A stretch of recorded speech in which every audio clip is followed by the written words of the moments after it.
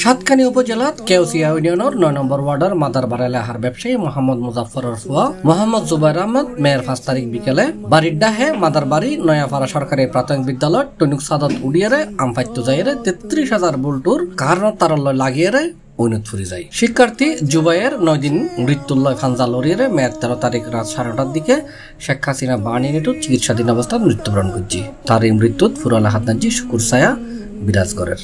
কোথায় যেন আছে আমারও তৈরি সাদা কাপন। জুবাইয়ের আশরাফ স্কুলের ৭ম শ্রেণীর ছাত্র আছিল। সরজমিনে যাইরে দেখা গিয়ে স্কুলের সাদর লয় ঝুঁকিপূর্ণভাবে এখনো জোলের এই বিদ্যুতের তারের হারণে আতঙ্ক থাকে এই ভবনের ন্যায্যে ফরালা সাগরের নিয়ে শিক্ষার্থী। এই বিষয়ে বিদ্যালয়ের প্রধান শিক্ষকে হয় আজ মারবো খালি খালিয়ে আরেকজন মারবো খালি ঘরে এবার আর নাতি লাগে বেশি এবার আজ বেশি মর্মান্তিক ঘটনা যাহার মুহূর্ত গড়ি ধরে সরকারের কাছে এবং মাননীয় বিদ্যুৎ মন্ত্রীর কাছে আকুল আবেদন থাকবে যে আর স্কুলে ভোট দিচ্ছেন তার গান ক্লাস 7 তরুণ্য তরতাজা হওয়ার এই রকমের অস্বাভাবিক মৃত্যু এলাকাবাসী মানল না পারে।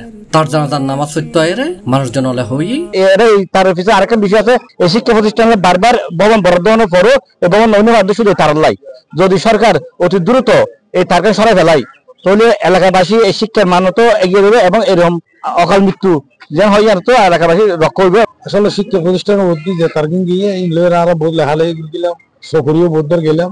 সর্বশেষ শীতে আমফাত্তে দিয়ে বিদ্যুৎ তুলনা বাজিত ইয়ার সামনে দিয়ে কুড়ি বা বাইকে তার নিচে না তার মধ্যে বাজিয়ে দুর্ঘটনা ঘটে।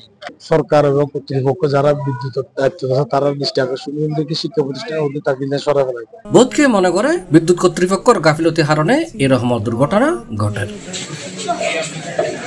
৩৩,০০০ ভোল্টের লাইন অথবা ৪০০ ভোল্টের লাইন এই সমস্ত ক্ষতিগ্রস্ত হওয়ার সম্ভাবনা আছে কিনা এই বিষয়হীন তদারকি নাই, যাচাই বাছাই কিছু নেই।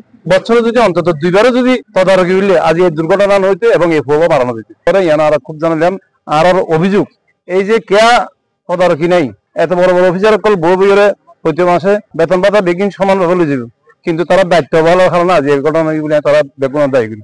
ইয়ানরে বিদ্যুৎ বিভাগের সচেতনভাবে ইয়ান সরাজন আছে এবং ইয়ানোর একটা নিরাপদ বেষ্টনী ব্যবস্থা করা আছে এবং ইয়ান অনাকাঙ্ক্ষিত ঘটনা আমি মনে করি দিয়ে ইয়ান বিদ্যুৎ বিভাগ সচেতন হইয়ারে অতি শীঘ্রই অতি দ্রুত ইয়ান সরাবের ব্যবস্থা করিব যেন ভবিষ্যতে এই ধরনের কোনো ঘটনা নয়।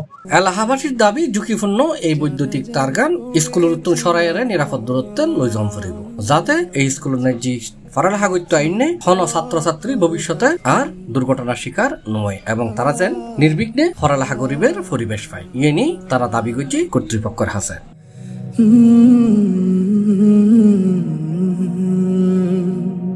C plus Chittagong.